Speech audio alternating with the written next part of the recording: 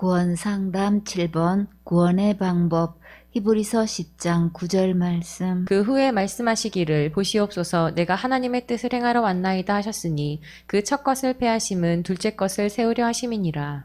예수님께서 이 땅에 왜 오셨을까요? 하나님의 뜻을 행하려 오셨지요? 하나님의 뜻이 무엇인가요? 그 첫 것을 패하심은 둘째 것을 세우려 하심이니라. 이 말씀이 무슨 뜻일까요? 첫 것은 율법을 말해요. 율법대로 하면 우리는 율법을 다 범해서 죽고 심판받고 지옥 갈 수밖에 없지요. 그래서 첫째 법을 폐하시고 둘째 법으로 우리 모두 천국 가게 하시려고 예수님께서 이 땅에 오셨어요.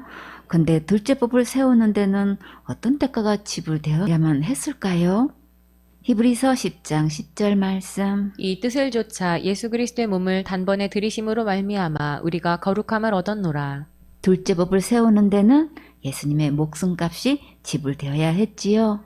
우주 만물을 말씀으로 창조하신 하나님께서 율법의 요구대로 우리의 죄값을 지불하시려고 예수님께서 십자가에 단번에 몸을 들여서 우리의 지옥 갈 모든 죄값을 갚으셨어요. 이렇게 예수님께서 십자가에서 죽으심으로 우리는 무엇을 얻었나요? 거룩함을 얻었지요. 꽃나무들, 거룩하다는 것이 무엇인가요? 죄가 하나도 없는 것을 말하지요. 참 잘했어요. 지옥 갈 모든 죄를 영원히 용서해 주셔서 깨끗하고 의롭고 거룩하게 해 주셨어요. 이것이 바로 둘째 것을 세우신 거예요. 둘째 법은 우리를 무조건 살리는 법이에요. 예수님 안에 들어오면 누구나 천국에서 살 수 있는 새 법을 만드셨어요. 예수님께서 하늘나라 법으로 우리를 영원히 보장해 주시고 보호해 주시고 끝까지 책임져 주셔요. 이 둘째 법을 생명의 성령의 법이라고 해요. 지옥 갈 모든 죄에서 구원하신 이 예수님을 믿으면 이 하늘나라 법으로 나를 확실히 천국 갈 수 있도록 끝까지 지켜 보호해 주셔요. 히브리서 10장 11절 말씀. 제사장마다 매일 서서 섬기며 자주 같은 제사를 드리되 이 제사는 언제든지 죄를 없게 하지 못하거니와. 구약의 율법에 제사장들은 매일 서서 섬기고 자주 같은 제사를 드렸는데 왜 자주 같은 제사를 드려야 했을까요? 우리는 같은 죄를 자주 지으니까 자주 같은 제사를 드려야 했지요. 그러나 문제는 이렇게 자주 같은 제사를 드렸어도 죄를 없게 하지는 못했지요. 히브리서 10장 12절 말씀. 오직 그리스도는 죄를 위하여 한 영원한 제사를 드리시고 하나님 우편에 앉으사. 예수님께서 드리는 제사는 구약의 제사장처럼 자주 같은 제사를 드리신 게 아니라 죄를 위하여 한 번으로 영원한 제사를 드리셔서 지옥 갈 내 모든 죄를 영원히 해결해 주셨어요. 예수님께서 이 땅에 오셔서 둘째 것을 완전히 세우시고 이제는 어디에 계신가요? 하나님 우편에 앉아 계시지요. 예수님께서 이렇게 완벽하게 다 이루셨으니까 우리는 더 할 것이 없는 거예요. 너무나 많은 사람들이 그래도 신앙생활을 기본으로 해야 하고 율법을 철저히 지켜야 하고 착한 일을 많이 해야 하고 열심히 충성봉사 헌신해야 하고 날마다 짓는 죄 날마다 회개해야 한다면 이런 자들은 예수님께서 영원한 제사로 영원히 온전케 해결하신 것을 안 믿는 거예요. 그러면 이런 자들이 죽으면 어디 가나요?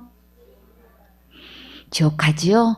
이제부터는 예수님께서 영원한 제사로 영원한 구원을 이루신 것을 믿으세요. 히브리서 10장 13절 말씀. 그 후에 자기 원수들로 자기 발등상이 되게 하실 때까지 기다리시나니. 예수님께서 십자가에 지옥 갈 모든 죄를 죽음으로 거룩하게 하시고 하나님 우편에 앉아 계셔서 원수 마귀가 무릎 꿇을 때까지 기다리고 계셔요. 왜 기다리실까요? 한 명이라도 구원 더 받기를 원하셔서 기다리시지요. 그러나 때가 되면 반드시 예정하신 대로 집행하셔요. 그때가 오기 전에 지금 예수님 믿고 천국 갈 준비를 해야겠지요. 다 같이 준비됐나요? 준비됐어요. 천국 갈 준비는 믿음으로 하는 거예요. 히브리서 10장 14절 말씀. 저가 한 제물로 거룩하게 된 자들을 영원히 온전케 하셨느니라. 예수님께서 몸을 들여서 우리를 거룩하게 하셨는데 그 효력이 언제까지 갈까요? 거룩하게 된 자들을 영원히 온전케 하셨느니라. 이 땅에서뿐만 아니라 천국에서 영원히 살 수 있도록 거룩하고 완전 무결하게 하셨지요. 한 영원한 제사로 영원히 온전케 하셨어요. 정말 하나님은 하나님답게 멋지게 일하셨지요. 히브리서 10장 15절 말씀. 또한 성령이 우리에게 증거하시되 이 말씀은 누가 하신 말씀인가요? 틀림없이 하나님께서 하신 말씀 맞나요? 맞지요? 근데 너무나 많은 사람들이 이 말씀을 이담해하는 말로 취급하고 성령님께서 친히 증거하신 말씀을 듣지 못하게 하고 있어요. 아직도 이 말씀이 생소해서나 하는 말로 들리나요? 아니면 진정으로 기록된 하나님 말씀으로 들리시나요? 이 말씀이 하나님의 성경 말씀으로 믿어져야 이 약속이 내 안에 이루어질 수 있어요. 이 말씀이 하나님의 말씀으로 믿어진 자는 정말 가장 최고로 축복받은 마음이에요. 히브리서 10장 16절 말씀. 주께서 가라사대 그날 후로는 저희와 세울 언약이 이것이라 하시고 내 법을 저희 마음에 두고 저희 생각에 기록하리라 하신 후에. 그날 후가 언제를 말씀하실까요? 예수님께서 내 죄를 위해 십자가에서 죽으시고 부활하셔서 지옥 갈 내 모든 죄를 영원히 용서해 주셔서 영원한 제사로 영원히 온전케 하신 날을 말씀하신 거지요.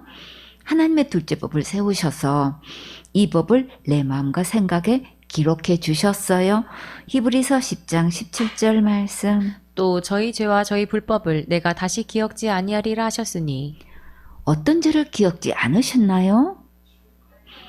지옥 갈 내 모든 죄와 불법을 다시는 기억지 않으신다는 말씀이시지요.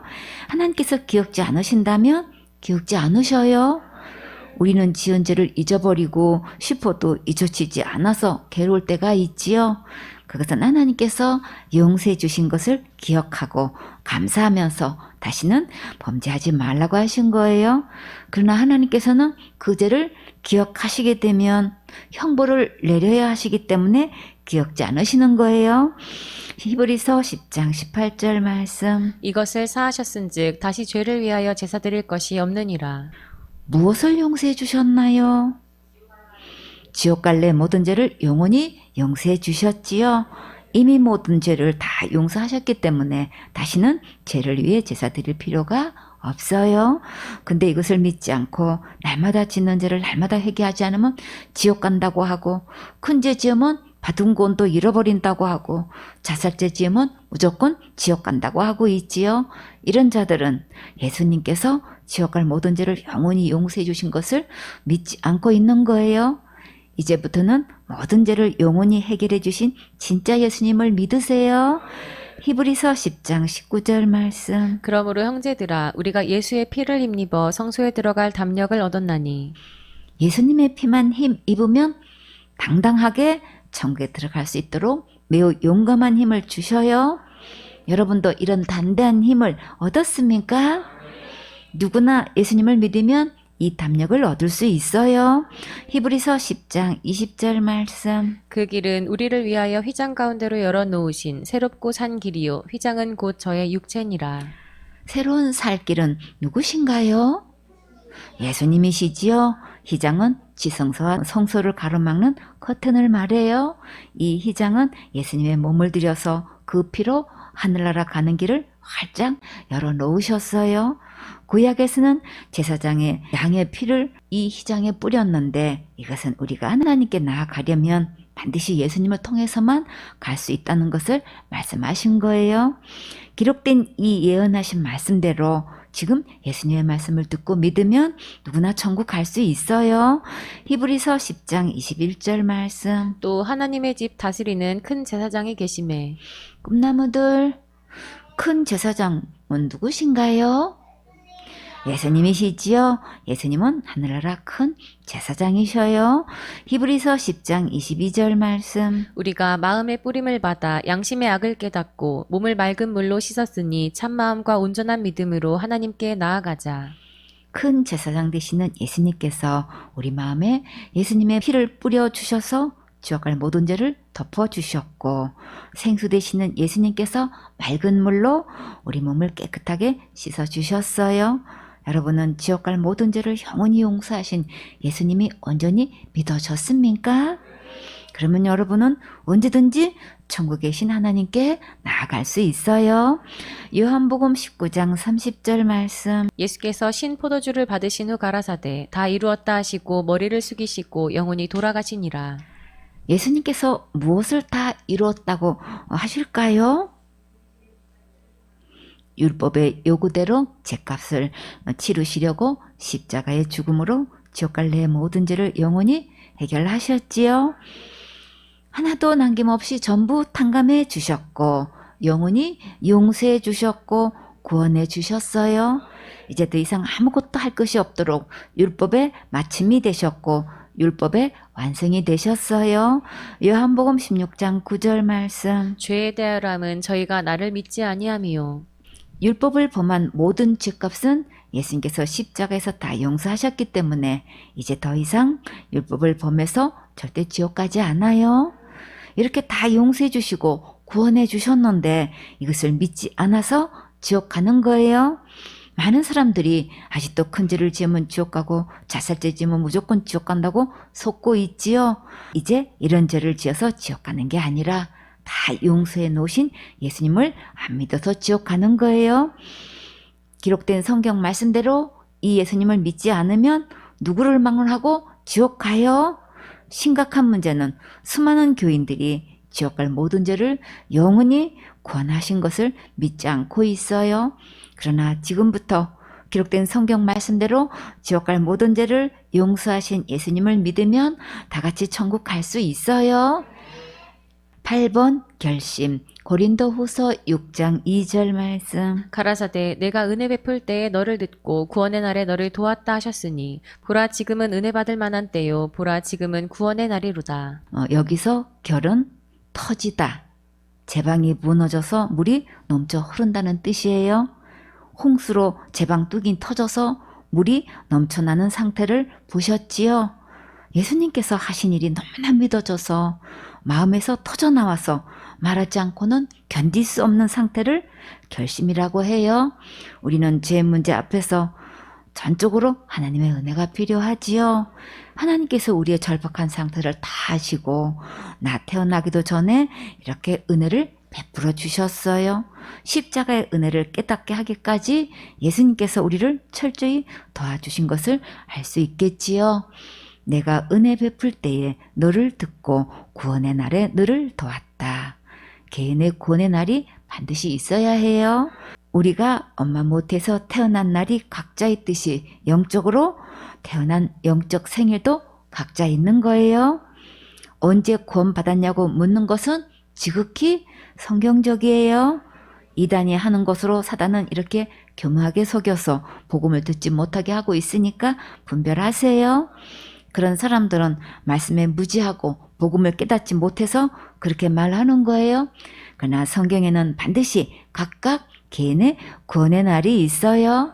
우리가 말씀대로 순종할 때 하나님께서 끝까지 책임지셔요. 보라 지금은 은혜 받을 만한 때요. 보라 지금은 구원의 날이로다. 언제가 구원 받을 날인가요? 지금이 구원 받을 절호의 기회이고 중대한 날이지요. 오늘 지금 결심하면 주님께서 적극적으로 도와주셔요. 이사야 49장 8절에 여호와께서 또 가라사대 은혜의 때에 내가 네게 응답하였고 구원의 날에 내가 너를 도왔도다. 내가 장차 너를 보호하여 너로 백성의 언약을 삼으며 나라를 일으켜 그들로 그 황무하였던 땅을 기업으로 상속해 하리라. 예수님의 은혜로 구원을 받게 되면 주님께서 항상 도와주시고 지켜 보호해 주셔요. 또 기업도 상속해 주셔요. 주님은 주시고 또 주시고 우리는 받고 또 받고 행복을 누리면 하나님을 가장 기쁘게 해드리는 거예요. 하나님의 구원의 은혜를 받게 되면 너무나 기쁘고 즐거워서 이 행복을 떠나지 않고는 견딜 수가 없게 돼요.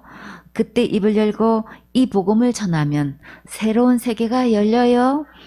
이 단계를 넘는 자는 사역할 때에 주님께서 놀라운 능력으로 역사하시는 것을 볼 수 있어요. 히브리서 11장 1절 말씀. 유대에 있는 사도들과 형제들이 이방인들도 하나님 말씀을 받았다 함을 들었더니 여기에 나오는 이방인들은 누구를 말할까요? 고넬료 가정을 말하지요.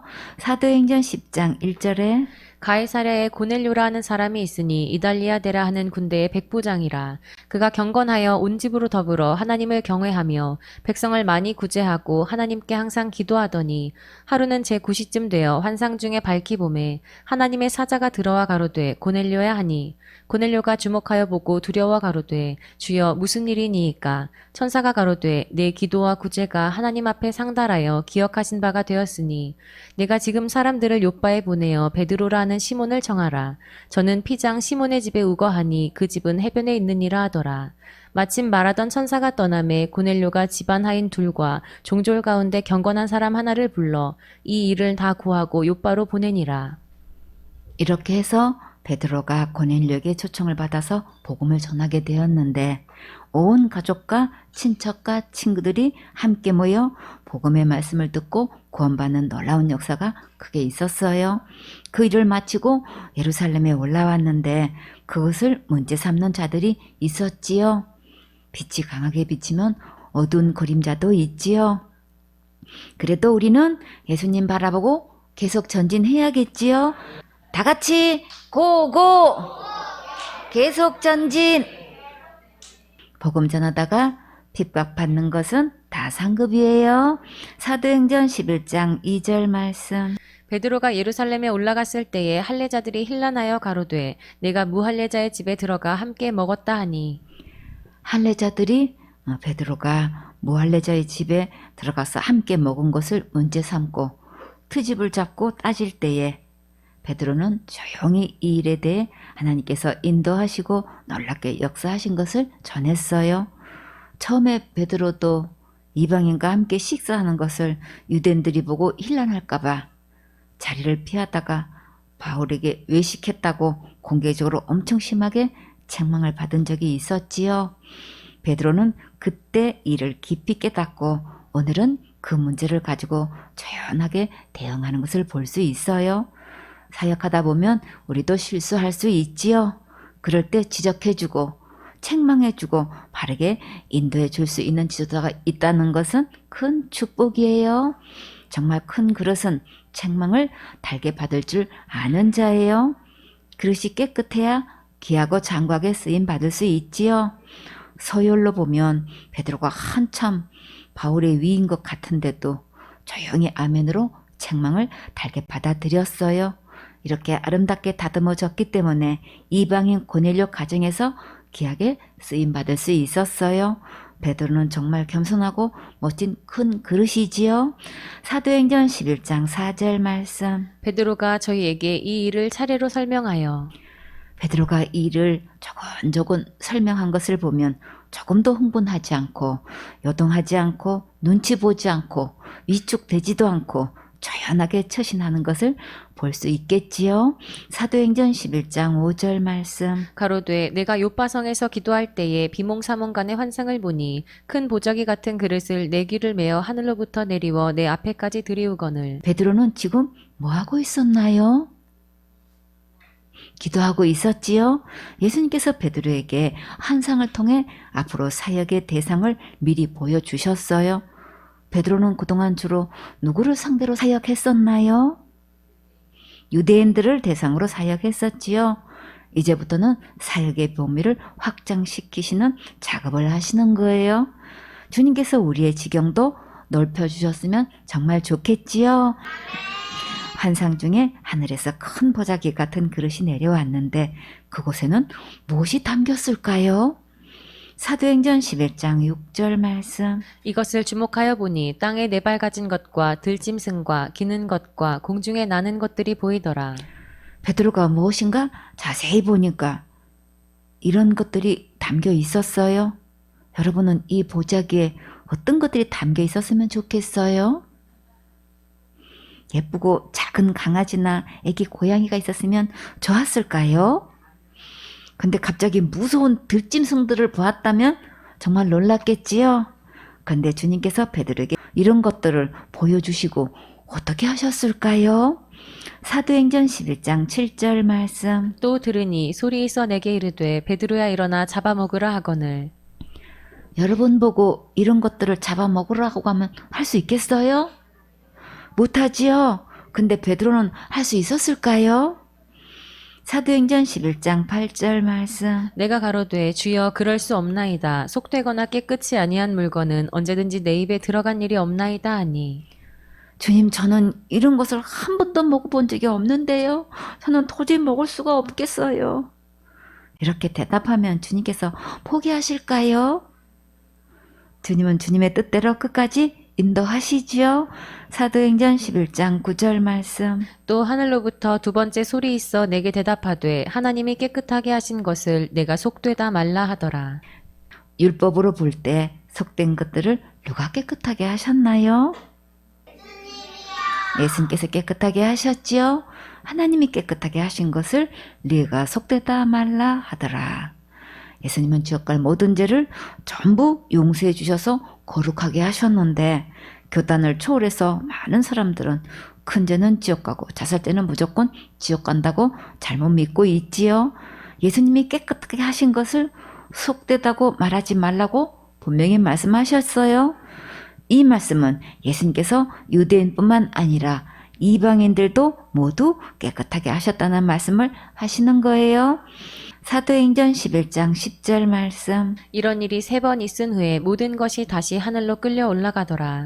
첫 번째 보여주신 것은 하나님의 뜻을 알려주신 것이고, 두 번째 보여주신 것은 확정되었다는 것을 다짐하시는 것이고, 세 번째 보여주신 것은 급히 속히 될 일을 말씀하신 거예요. 사도행전 11장 11절 말씀. 마침 세 사람이 내 우거한 집 앞에 섰으니 가이사랴에서 내게로 보낸 사람이라. 정말 급히 속히 일하셨지요.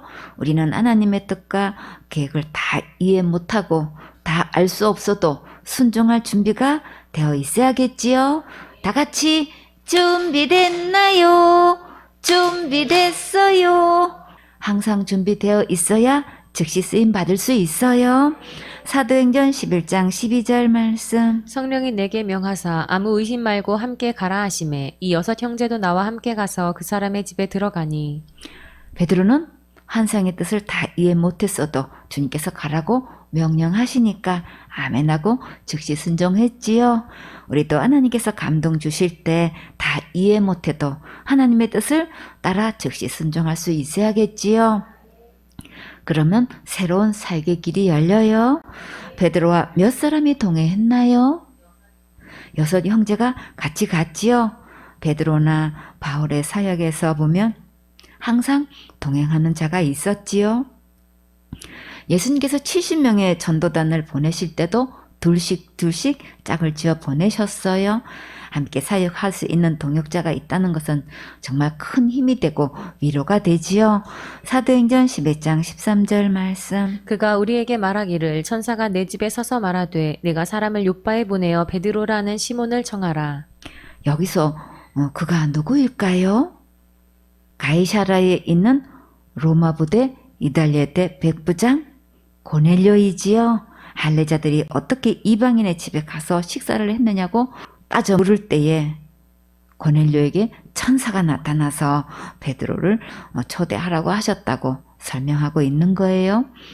베드로에게 이런 문제를 가지고 묻고 따지는 정도면 영향력을 가진 자들이라는 것을 알 수 있겠지요. 사도행전 11장 14절 말씀. 그가 너와 내 온 집에 구원 얻을 말씀을 내게 이르리라 함을 보았다 하거늘. 천사가 베드로를 한마디로 어떻게 소개했나요? 그가 너와 내 온 집에 구원 얻을 말씀을 내게 이르리라. 베드로에게는 어떤 말씀이 있었나요? 구원 얻을 말씀이 있었지요. 하나님의 참된 종이라면 반드시 그 입에는 구원 얻을 말씀이 있어서 어떤 경우에도 천국으로 인도할 수 있어야겠지요. 근데 너무나 많은 목사 직분을 가지고 있으면서도 그 입에는 구원의 말씀을 들을 수가 없어요. 구원이란 말만 해도 구원파나 하는 말인 것처럼 교인들에게 말도 못하게 하고 있는 실정이지요. 그 교인들의 믿음을 점검해 보면 천국 갈 확신을 말씀대로 가지고 있는 자들을 찾아볼 수가 없어요. 천국 가려고 열심히 충성 봉사 헌신하고 있다고만 하고 있지요. 천국은 두고 봐야 알고 하나님만 아신다고 가르치니 교인들이 천국 간다고 말할 수가 없겠지요. 그래서 구원받으려면 목사를 제일 먼저 조심하라고 예수님께서 말씀하셨어요. 이렇게 가르치고 있는 자들은 그 입에 구원 얻을 말씀이 없으니까 그 입에 구원 얻을 말씀이 있는 인도자를 만나야 천국 갈 수 있는 복음을 들을 수 있겠지요. 사도행전 15장 7절에 많은 변론이 있은 후에 베드로가 일어나 말하되 형제들아 너희도 알거니와 하나님이 이방인들로 내 입에서 복음의 말씀을 들어 믿게 하시려고 오래전부터 너희 가운데서 나를 택하시고. 베드로의 입에는 복음의 말씀이 있다고 본인 스스로 말했지요. 그러면 그 입에 복음의 말씀이 없으면 그럼 어떤 말씀이 있나요? 율법을 지켜야 구원받는다고 하고 자기 선행으로 천국 간다고 가르치고 있지요. 자기가 하는 것은 한마디로 무슨 행위인가요? 종교 행위지요. 그런데 아무리 고행을 하고 수련하고 선한 일을 많이 해도 죄에서 구원할 수는 없어요. 왜 그럴까요? 죄의 삭은 사망이기 때문에 우리가 할 수 없는 거예요. 그래서 우리는 누구를 망언하고 예수님의 십자가의 은혜가 절실히 필요해요. 지옥 갈 죄 문제를 우리가 할 수 없기 때문에 예수님께서 십자가에서 대신 죽으심으로 해결하셨어요. 베드로전서 1장 9절에 믿음의 결국 곧 영혼의 구원을 받음이라. 예수님께서 지옥 갈 모든 죄를 영원히 용서하신 것을 믿을 때만 내 영혼이 구원받을 수 있는데 예수님을 믿는다고 하면서 큰 죄 지으면 지옥 간다고 하는 것은 결국 예수님을 믿지 않는 거예요. 고넬료가 그렇게 기도하고 구제가 상달되어서 하나님께서 천사를 보내어 말씀해 주실 정도였고 고넬료 가정이 모두 하나님을 경외했는데도 불구하고 어떤 심각한 문제가 있었나요? 그 영혼은 아직 구원을 받지 못했지요. 여러분은 고넬료처럼 이렇게 선행을 많이 하고 기도 많이 했었나요? 못했지요. 혹시 고넬료보다 더 많이 했어도 영혼이 구원을 얻을 수는 없는 거예요. 근데 너무나 많은 사람들이 이것을 모르고 있지요. 이제 더 이상 속지 말고 분별해서 이 복음을 듣고 참된 영원한 구원을 받으세요. 고넬료처럼 겸손하게 아멘으로 받고 마음을 열고 들으면 구원의 복음을 깨달을 수 있어요. 고넬료 가정은 모두 구원받았고 오순절날 다락방에서 전무후무한 성령의 역사가 고넬료 가정에서도 동일하게 있었어요. 성령의 역사로 방언도 하고 환상도 보고 여러 가지 영적 체험을 했어도 구원받은 것은 아니에요. 이런 성령 체험을 했다고 죄로부터 구원받을 수 있는 것은 아니니까 옳게 분별해야겠지요. 죄의 삭은 사망이기 때문에 오직 죄로부터 구원은 예수님의 십자가의 은혜로만 받는 거예요. 사도행전 11장 15절 말씀. 내가 말을 시작할 때에 성령이 저희에게 임하시기를 처음 우리에게 하신 것과 같이 하는지라. 여기서 처음 우리에게 하신 것과 같이 하신 것은 곧 오순절에 성령의 역사하실 때를 말해요. 사도행전 2장 1절에 오순절 날이 이미 이름에 저희가 다 같이 한 곳에 모였더니 후련히 하늘로부터 급하고 강한 바람 같은 소리가 있어 저희 앉은 온 집에 가득하며 불의 혀같이 갈라지는 것이 저희에게 보여 각 사람 위에 임하여 있더니 저희가 다 성령의 충만함을 받고 성령이 말하게 하심을 따라 다른 방언으로 말하기를 시작하니라. 이런 오순절 날에 성령님의 간 역사가 고넬료 가정에도 부어졌으니 정말 대단했겠지요. 고넬료가 평생 하나님께 예배드리고 기도하고 구제한 것을 하나님께서 이렇게 놀랍게 갚아주셨지요. 다 같이 심는 대로 거두리라. 더 크게 심는 대로 거두리라. 더 많이 심는 대로 거두리라. 자기가 심은 것은 모두 자기에게로 돌아와요. 기회를 주셨을 때 놓치지 말고 최선을 다해 심으세요. 그러면 축복의 주인공이 될 수 있어요. 사도행전 11장 16절 말씀. 내가 주의 말씀에 요한은 물로 침례를 주었으나 너희는 성령으로 침례받으리라 하신 것이 생각났노라. 침례에는 물 침례가 있고 성령 침례가 있어요. 물로 주는 침례는 침례 요한을 통해서 하셨지만 성령 침례는 하나님께서 친히 역사하셨어요. 사도행전 11장 17절 말씀. 그런즉 하나님이 우리가 주 예수 그리스도를 믿을 때에 주신 것과 같은 선물을 저희에게도 주셨으니 내가 누구관대 하나님을 능히 맡겠느냐 하더라. 예수님을 믿을 때 주신 것과 같은 선물이 무엇인가요? 구원의 선물을 주셨지요. 영생의 선물도 주셨고 제3의 선물도 주셨고 깨끗하고 의롭고 온전하고 거룩한 선물도 주셨고 하나님의 자녀는 권세도 선물로 주셨고 성령도 선물로 주셨지요. 받은 사람은 반드시 받은 얘기하고 내 안에 이루어진 자는 이루어진 것을 말하게 돼요. 고린도전서 15장 1절에 형제들아 내가 너희에게 전한 복음을 너희로 알게 하노니 이는 너희가 받은 것이요 또 그 가운데 선 것이라. 복음을 받은 거라고 분명히 말씀하셨지요. 누가복음 1장 1절에 우리 중에 이루어진 사실에 대하여 처음부터 말씀의 목격자 되고 일꾼된 자들의 전하여 준 그대로 내력을 저술하려고 붓을 든 사람이 많은지라. 이 말씀에서 우리 중에 이루어진 사실이라고 했지요. 본문 말씀에서 내가 누구간데 하나님을 능히 맡겠느냐 하더라. 하나님께서 유대인에게 주신 구원의 선물을 이방에게도 직접 주셨는데 내가 누구간데 하나님을 능히 맡겠느냐라고 했지요. 이 장면 정말 통쾌하고 상쾌하고 속이 시원할 정도로 멋진 장면이지요. 세상 사람들은 이런 장면을 보고 뭐라고 표현하나요? 사이다라고 하지요. 베드로의 이 말을 듣고 베드로를 힐난했던 자들이 어떻게 반응했을까요?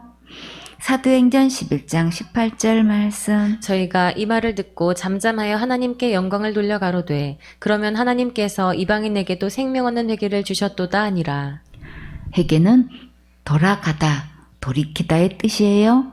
지옥 갈래 모든 죄를 영원히 용서하신 것을 믿는 것이 예수님께로 돌아오는 것이고 진짜 회개예요. 이것을 생명 얻는 회개, 구원받는 회개, 제사함받는 회개, 멸망하지 않는 회개라고도 해요. 생명 얻는 회개는 일생에 딱 한 번 있는 거예요. 이방인의 집에 가서 함께 식사했다고 베드로를 힐난했던 할례자들이 베드로의 사역 보고를 듣고 일제히 잠잠하고 하나님께 영광을 돌렸지요. 그리고 할례자들이 무엇을 깊이 깨달았나요? 유대인뿐만 아니라 이방인에게도 동일하게 생명 얻는 회개를 주셨다는 것을 깨달았지요. 그런데 너무나 많은 사람들이 죄의 회개를 회개 기도로 하고 있지만 정작 생명은 얻지 못하고 있어요. 심각한 문제는 그렇게 많이 회개 기도했는데도 지옥 갈 죄는 여전히 가지고 있지요. 예수님께서 지옥 갈 모든 죄를 영원히 용서해 주셨는데도 믿지 않고 있는 실정이에요. 그러나 지금부터 예수님께서 내 죄 때문에 십자가에서 죽으시고 부활하셔서 지옥 갈 내 모든 죄를 영원히 용서해 주신 것이 마음에 믿어졌으면 이것이 곧 생명 얻는 회개예요. 하나님의 자녀된 자가 관계 회복을 위해 자백기도 하는 것과 생명 얻는 회개와 구분되어야 복음을 깨달을 수 있어요.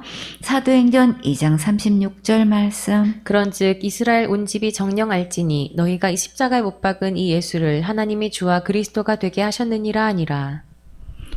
예수님을 누가 십자가에 못 박았다고 했나요? 이스라엘 온 집이 예수님을 십자가에 못 박았다고 했지요. 그러나 하나님께서 예수님을 살리셨고 모든 사람의 주와 그리스도가 되게 하셨어요.